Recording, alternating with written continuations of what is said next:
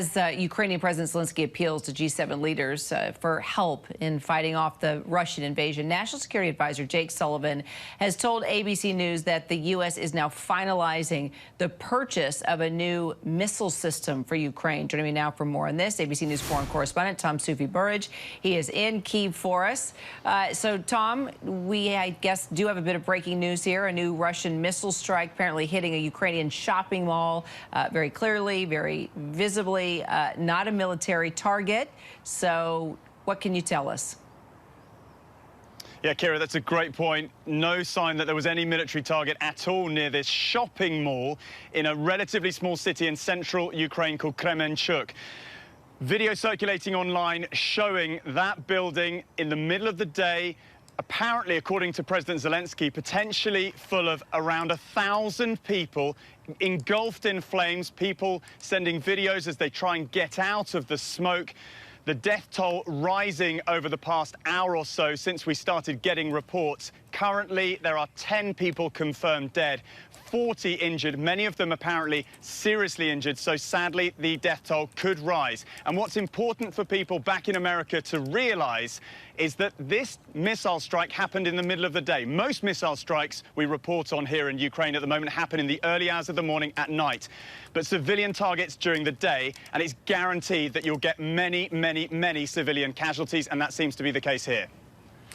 So then when you are seeing moments like this, devastation like this, Tom, we continue to ask the question about all this money, all of this aid, these weapons packages that are being sent there to try and help impact the death of innocent civilians. Where is that money? Where is that support? And how is it being implemented within this conflict?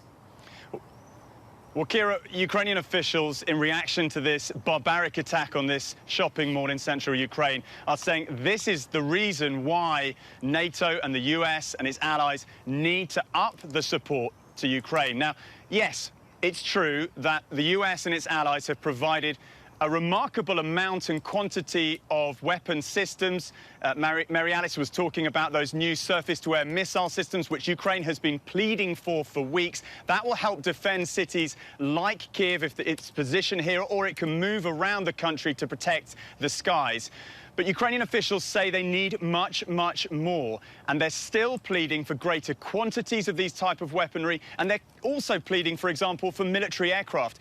US-made F-16s, they say, would make a massive difference here in their fight against Russia. Russia, of course, invading this sovereign nation, trying effectively to destroy Ukraine.